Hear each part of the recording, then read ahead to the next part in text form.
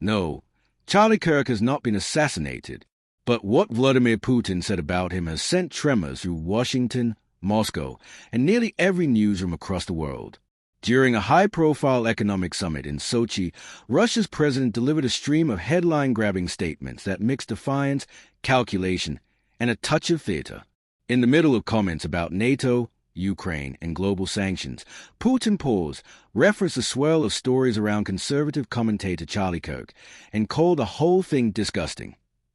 Within minutes, social media lit up. Clips spread across X and YouTube. Analysts scrambled for context, and the phrase Putin on Kirk began trending worldwide. It was supposed to be an ordinary policy forum, a routine speech about energy and economics. Instead, it turned into a sprawling manifesto of Russia's worldview. Putin scoffed at Western sanctions, insisting they mean nothing to him or to Russia's future. "We will have all the energy we need," he said flatly, assuring his audience that Europe's attempt to isolate Moscow are pointless. He spoke with the confidence of a man convinced that time and oil reserves are still on his side. Yet between the lines, there was tension, the kind that comes when a global leader knows is being watched for every syllable. Then came the moment that changed the tone of the entire event.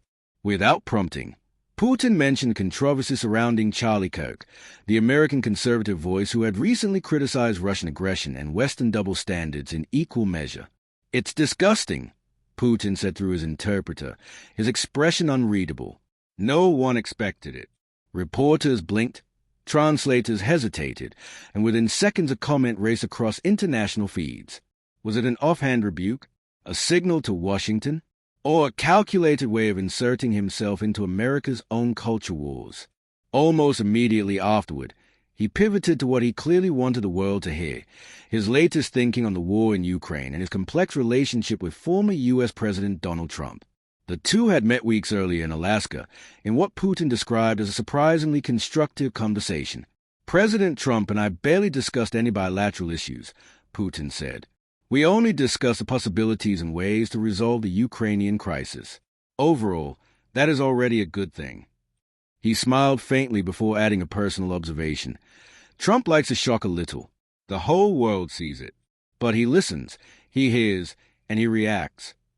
For a man often accused of stone-faced calculation, it was a rare glimpse of admiration, or perhaps manipulation. Putin knew exactly which camera to face, how to phrase his words, and whom to flatter.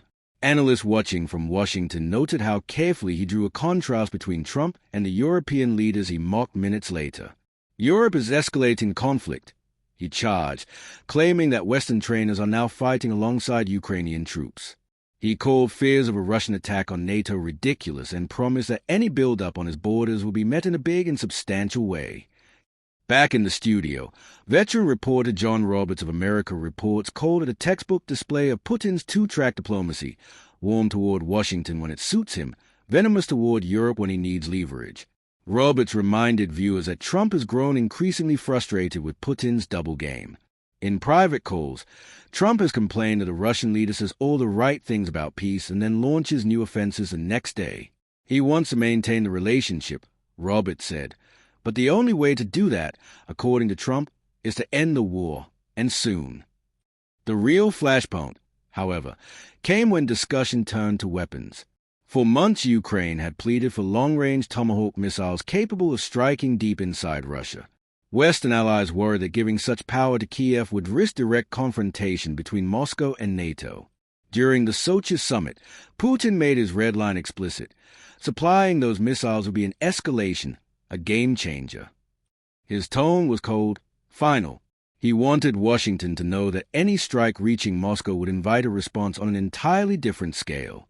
At nearly the same moment, across the Atlantic, Vice President J.D. Vance addressed the same question in an interview. When asked whether the United States would consider granting Ukraine Tomahawks, he said the president would decide based on what's in the best interest of the United States. It was a kind of answer that leaves space for every interpretation. Putin, no doubt, heard the ambiguity and chose to turn it into a warning. Roberts explained how each round of weapon deliveries has crept closer to the line. First came short-range systems, then longer-range rockets reaching 200 miles. But Tomahawks, capable of carrying 1,000-pound warheads straight into the Russian capital, would be something else entirely. Just the threat of it might be enough to move Putin, Roberts said, suggesting that the White House could be playing a calculated game of pressure and restraint. Martha McCallum pressed the issue further, pointing to recent Russian drone incursions into NATO airspace and a wave of deadly strikes across Kiev. Putin's response to those accusations was pure denial. The hysteria about Russian drones in Europe, he said, is contrived to distract from the problems in the West. Roberts called it typical Putin speak. Provoke first, then accuse your victim of hysteria.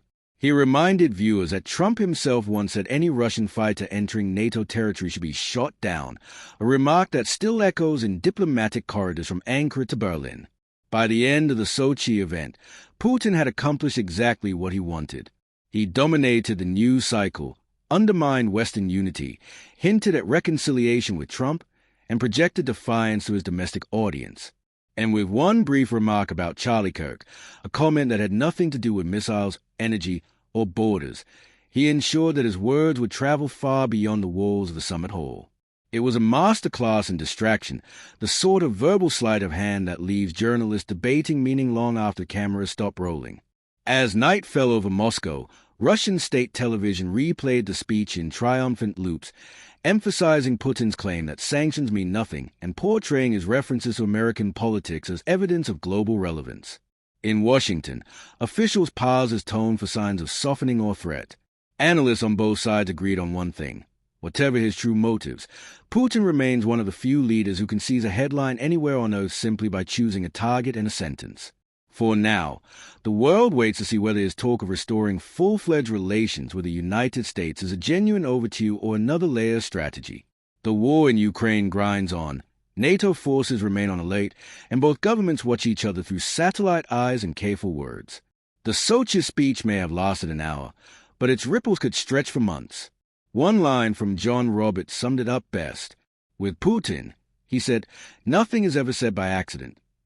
In an era when every phrase becomes a headline and every headline becomes a weapon, that may be the only certainty left.